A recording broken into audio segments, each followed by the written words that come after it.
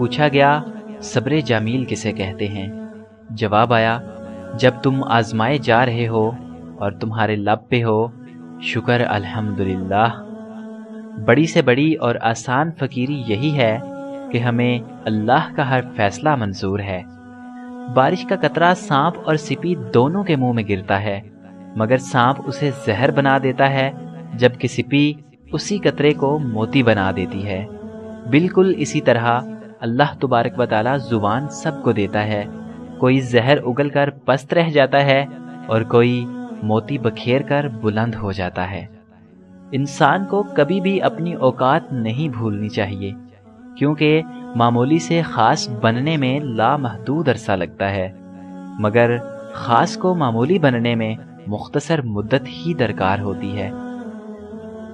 بچے کو غصے میں ہلکا سا تھپڑ لگا دیں تو رو پڑے گا، مگر مذاق میں مارے ہوئے زور کے تھپڑ سے بھی ہنستا رہے گا۔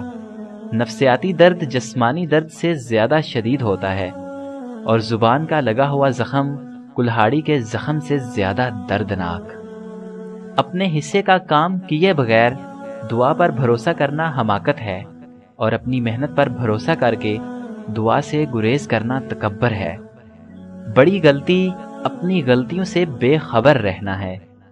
کوشش کرو کہ تم دنیا میں رہو، دنیا تم میں نہ رہے، کیونکہ کشتی جب تک پانی میں رہتی ہے خوب تیرتی ہے، لیکن جب پانی کشتی میں آ جاتا ہے تو وہ ڈوب جاتی ہے۔ مسلمانوں، بیٹیوں کی پیدائش پر خوش ہوا کرو، کافروں کی طرح غم نہ کیا کرو۔ جو برائی کی جگہ جاتا ہے اس پر تہمت ضرور لگتی ہے۔ آپ کی بہتری کس میں ہے؟ آپ کا رب آپ سے بہتر جانتا ہے۔ اور جب کسی نے آپ کو چھوڑنا ہوگا تو سب سے پہلے اس کا بولنے کا انداز بدل جائے گا۔ دریا نے نہر سے پوچھا تجھے سمندر نہیں بننا؟ نہر نے پیار سے کہا بڑا بن کے کھارا ہو جانے سے بہتر ہے چھوٹا رہ کے میٹھا رہا جائے۔ اپنے والد کی باتیں غور سے سنو تاکہ دنیا والوں کی نہ سننی پڑے۔ جسم سے میل صاف کر لیتے ہیں لیکن دلوں سے نفرتیں صاف نہیں کرتے لوگ۔ نماز پڑھو اس سے پہلے کہ آپ کی نماز پڑھی جائے۔ آدمی جب ماں باپ کے لیے دعا چھوڑ دیتا ہے تو اس کا رزق تنگ ہو جاتا ہے۔ ایک سمجھدار شخص دوسرے ناسمجھ کو جانتا ہے، کیونکہ ایک زمانے میں وہ بھی ناسمجھ تھا، لیکن ایک ناسمجھ دوسرے سمجھدار کو نہیں جانتا، کیونکہ وہ کبھی بھی سمجھدار نہیں رہا۔ بازار میں ہر چیز مل جاتی ہے، لیکن ماں اور ماں کا پیار نہیں ملتا۔ سگریٹ ترک کر دینے سے آپ کے ساتھ ساتھ آپ کے بچے اور اطراف کے لوگ بھی محفوظ رہیں گے۔ خاموشی غصے کا بہترین علاج ہے۔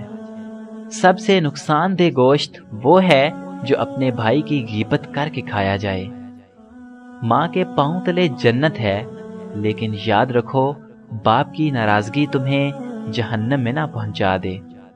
میں نے ایک چیز پر غور کر کے دیکھا ہے، میرے رب نے مجھے کبھی میری ہمت اور برداشت سے زیادہ نہیں آزمایا، لیکن انسانوں نے ہمیشہ مجھے وہاں سے آزمانا شروع کیا جہاں میری ہمت اور برداشت کی حد ہوتی ہے۔ آج کل تو رشتہ دار ان لکڑیوں کی مانند ہو چکے ہیں جو دور ہوں تو دھواں دیتے ہیں اور اکٹھے ہو جائیں تو آگ لگا دیتے ہیں۔ غریب پر احسان کرو، کیونکہ غریب ہونے میں وقت نہیں لگتا۔ ایک دفعہ سب گاؤں والوں نے بارش کے لیے اکٹھے دعا کرنے کا منصوبہ بنایا۔ دعا کے دن سب اکٹھے ہوئے تو ایک بچہ چھتری لے کر آیا۔ یہ ہے ایمان۔ اگر ہم بچے کو ہوا میں پھینکتے ہیں تو بچہ ہنستا ہے، کیونکہ اسے پتا ہوتا ہے کہ جس نے اس کو پھینکا ہے وہ اس کو پکڑے گا بھی۔ یہ ہے یقین۔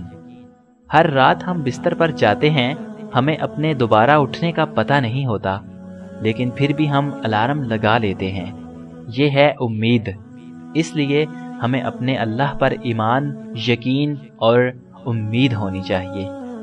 اے اللہ، میرے والدین کو ان 70,000 لوگوں میں شامل فرما دے جو بغیر حساب و کتاب کے جنت میں داخل ہوں گے۔ آمین یا رب العالمین۔